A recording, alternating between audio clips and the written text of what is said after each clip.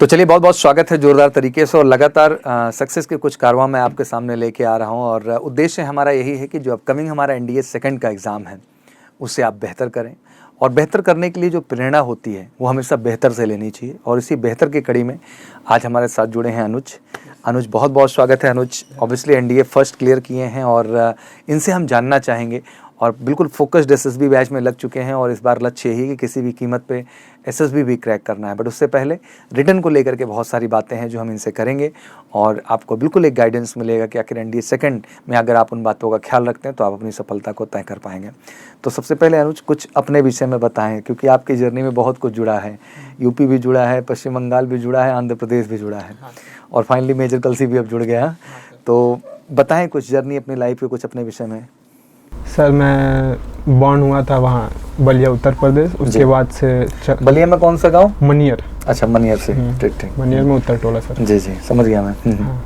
तो उसके बाद से सर मेरे फादर बिजनेस करते थे कलकत्ता, फिर फैमिली के साथ पूरा शिफ्ट हो गए। कितने भाई बहन हैं आप? मैं हूँ, मेरा बड़ा भाई है सर। अच्छा, वो क्या करते हैं? मेरे पापा का बिजनेस आगे बढ़ा। अच्छा, वही संभाल रहे हैं। तो पिताजी का बेसिकली बिजनेस क्या है वहाँ? वहाँ पे सर होलसेल में बेचते हैं सामान, जो सिलाई मशीन का सामान होता है, मशीन में जो लगते हैं पार्ट्स, उन सबको होलसेल में बेचते हैं। अच्छा, वहाँ पे शॉप है प्रॉपर? शॉप नहीं है, जैसे कि हम लोग दुकान में सप्लाई करते हैं। डिस्ट्रीब्यूटरशिप है एक तरीके से। तो घर पे ही अपना प्रोडक्ट सारा रहता होगा, फिर वहाँ से आप दुकान घर पे भी है और एक गोडाउन भी है, तो फिर वहाँ से शिफ्ट कर देते हैं जिसको जरूरत पड़ता है। चलिए, बहुत बढ़िया। तो भैया भी पापा के बिजनेस में ही साथ दे रहे हैं। हाँ। तो कैसे आपके अंदर डिफेंस में जाने का सपना कैसे पला? सर हम तो हॉस्टल में थे, उसके बाद से वहाँ पे सब बात भी करते थे, मेरे जितने बैचमेट है सब। तो बलिया से आप शिफ्ट कब हुए पश्चिम बंगाल? ये तो बचपन की बात है सर। अच्छा, आपको याद भी नहीं है? बेसिकली पश्चिम बंगाल में ही आपका जन्म हुआ, सब कुछ वहीं रहा है? हाँ, जन्म यहीं पे हुआ था सर, बलिया में ही। लेकिन आपको याद नहीं है जब आप शिफ्ट हुए? हाँ सर। तो फिर 6 तक आपने वहीं पढ़ाई की? हाँ सर, मैंने 3rd क्लास वहाँ तक पढ़ाई की, उसके बाद से 4th 5th फिर यहीं पे आ गया मैं, प्रयागराज। अच्छा, प्रयागराज। सेंट कोलंबस स्कूल है सर। हाँ, सेंट कोलंबस, वहीं पे पढ़ा सर। तो वहाँ 3rd and 4th पढ़े आप? हाँ। तो उतने छोटे थे तो आप घर से बाहर रह लेते थे? सब मम्मी के साथ आए थे सर। हम, मम्मी और मैं भैया। अच्छा, तो तीनों लोग यहाँ रहा करते थे? हाँ सर।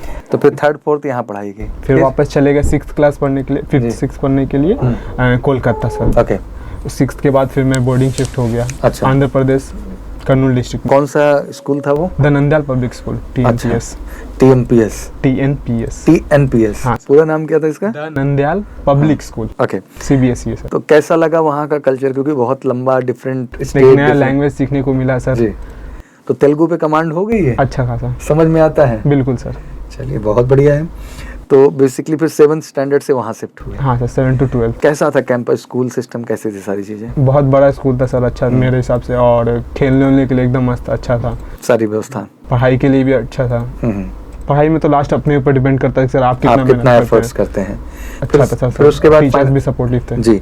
तो फाइनली फिर आपने 10+2 अपीयरिंग से ही शुरू किया एनडी एग्जाम देना? हाँ सर, जब कोविड लगा था उसके बाद से सर मैं कलकत्ता आ गया था, लॉकडाउन लग गया था तो। ठीक है।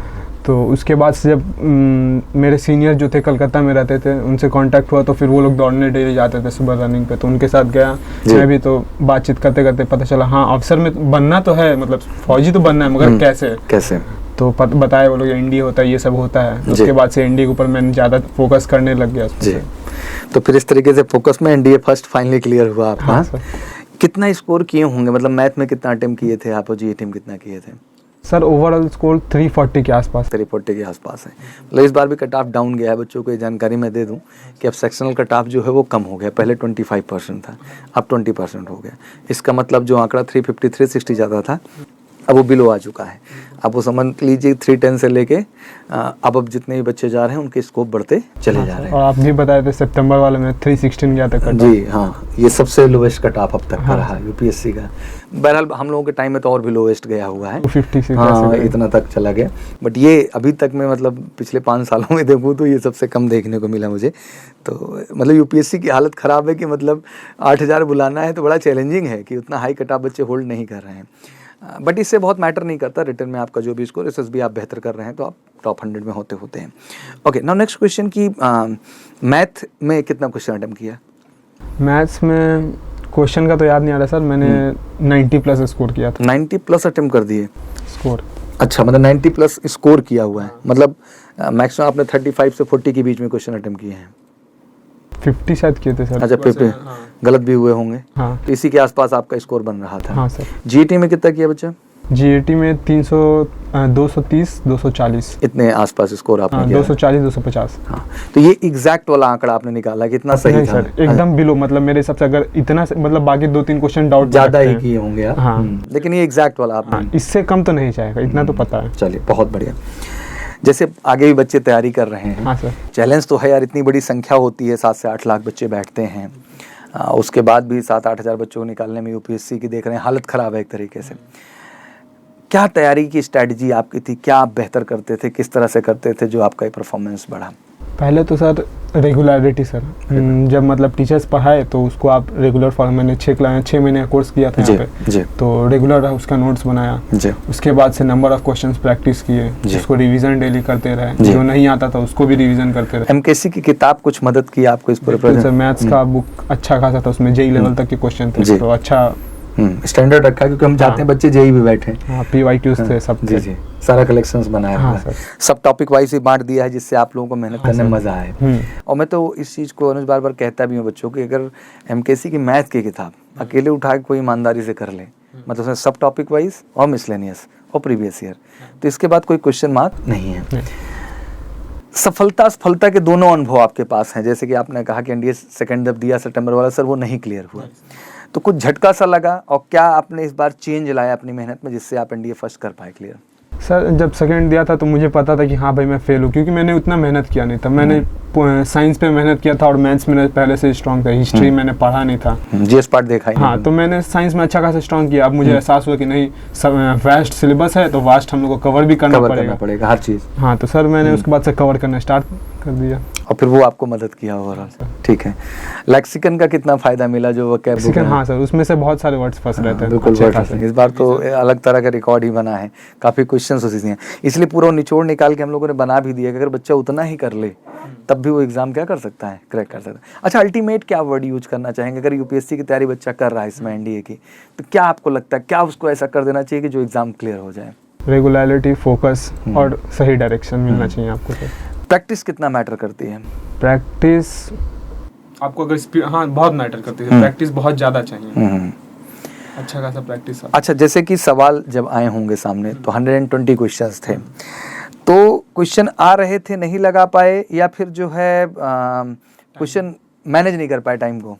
टाइम के हिसाब से भी सर, पहला क्वेश्चन मतलब जिसमें लगा जो बहुत लेंथी लग रहा था मेरे को, तो वो भी लेंथी इसलिए लगा क्योंकि उसके ऊपर ज़्यादा प्रैक्टिस नहीं किया था जी।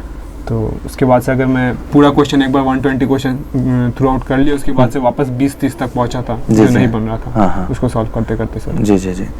अच्छा, बेसिकली जैसे आपने कहा कि जीएटी पार्ट में हमने जीएस पार्ट पे ध्यान नहीं दिया था, इस बार किस तरह का ध्यान दिया आपने उस पर? इस बार सर पढ़ाए थे, उसके ऊपर नोट्स बनाया, उसको रिविजन करता रहा। और क्वेश्चंस भी प्रैक्टिस किया आपने? हाँ सर, पीवाईक्यूज लगाते थे और एक्स्ट्रा अलग अलग एग्जाम्स के भी पीवाईक्यूज लगाते थे। अच्छा, एक चीज़ ये थी अनुज, जैसे जो सर ने कॉन्सेप्ट क्लास में पढ़ाया, क्या इसके बाद जब प्रीवियस ईयर आप लगाते थे तो आप रोज कर पाते थे? अधिकतर तो कर ही लेते थे जी, कुछ थे जो नहीं हो पाते थे। हाँ सर, कुछ फिर उसको स्टडी करते थे, क्यों नहीं हो पाया? हाँ सर, ये बढ़िया।